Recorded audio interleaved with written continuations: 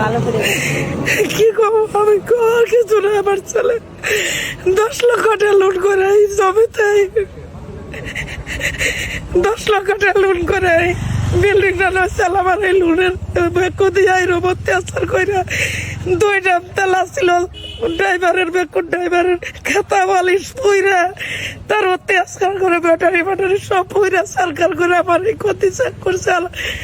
আমি সরকারের কাছে, দর্শকের কাছে বিচার চাই। আমার ছেলের এই 10 লক্ষ টাকা এখন কিভাবে দিব? এত বড় ক্ষতি করছে, এই ক্ষতির পুরানিটা কিভাবে আমি দিব বলেন? আমরা গরিব মানুষ, আমার কি এত অনেক জমি সম্পদ নেই? আমার কিনা জমিতে আমার ছেলে প্রবাসে থেকে খাইটা যান খাইটাই জমে গেছে। সেই রেকর্ডের জমিতে আজকে আমার কোনো মূল্যায়ন আমি পাইতেছি না। আপনার কাছে আমি দর্শকের বিচার চাই। আমার কি অপরাধ? আমি এত কষ্টের জীবনে এই জমিতে আমার কষ্টের উপর আরো কষ্ট দিয়ে গেল। আমি আমার ভিতরে অনেক হিট পাইছি, অনেক দুঃখ পাইছি। কি কষ্ট দিচ্ছে? এই ফরেস্ট অফিস থেকে আমাকে ক্ষতি করে গেছে ফরেস্টরা।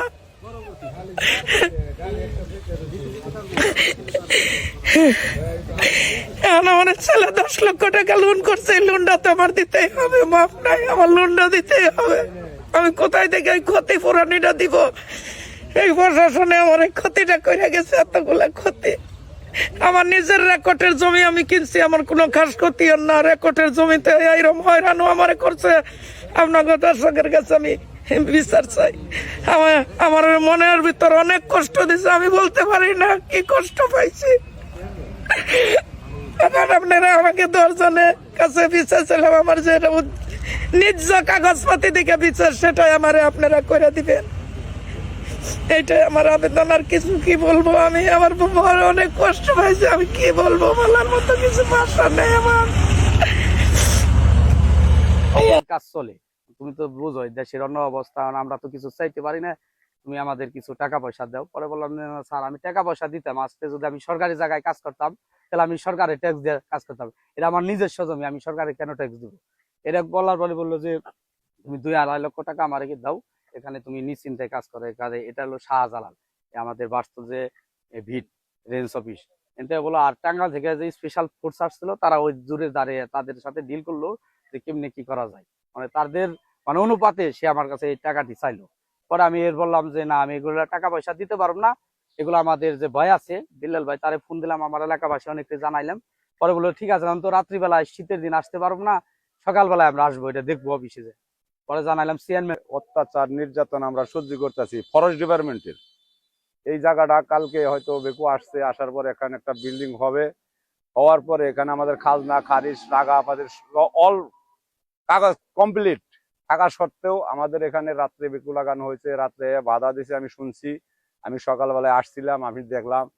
তো এই ফরেস্ট ডিপার্টমেন্টের যে অত্যাচারগুলো, এগুলো আমরা আসলে অবক্ত হয়ে গেছি গা।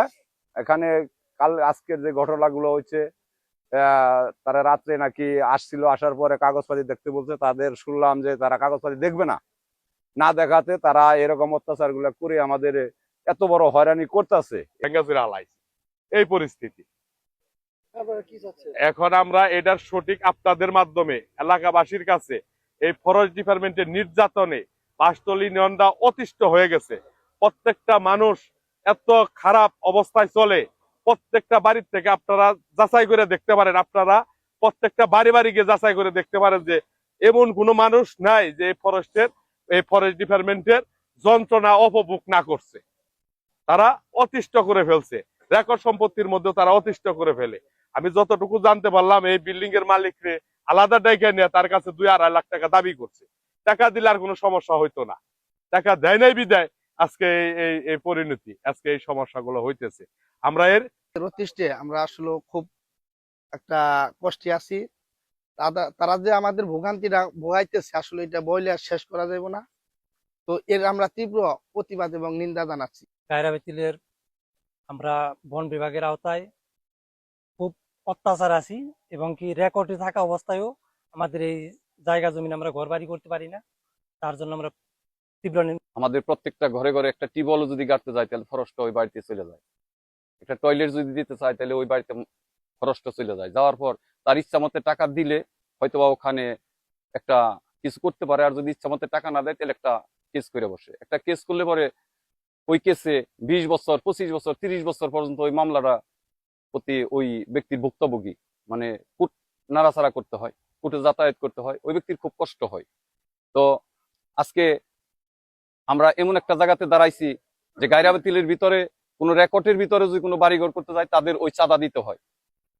গত পরশু রাত্রে রেকর্ডের জমির ভিতরে যে বিল্ডিং করতে আসছে, এই বিল্ডিং এর ভিতরে তারা চাঁদা ধরার জন্য আসছে, তাদেরকে চাঁদা না দেওয়ার সাপেক্ষে তারা যে বেকু দিয়ে ব্যাস কাটার জন্য যে বেকু আনছিলেন, ওই বেকুটা তারা এমন ভাবে মানে নষ্ট করছে, এমন ভাবে তারা বাইরে নষ্ট করে থেকে গেছে। হয়তোবা ফুটেজটা আপনারা বাংলাদেশের মানুষ সকল অফিসাররাই সকল আইন বিভাগের লোকেরাই ভাইয়েরা দেখতে পারবেন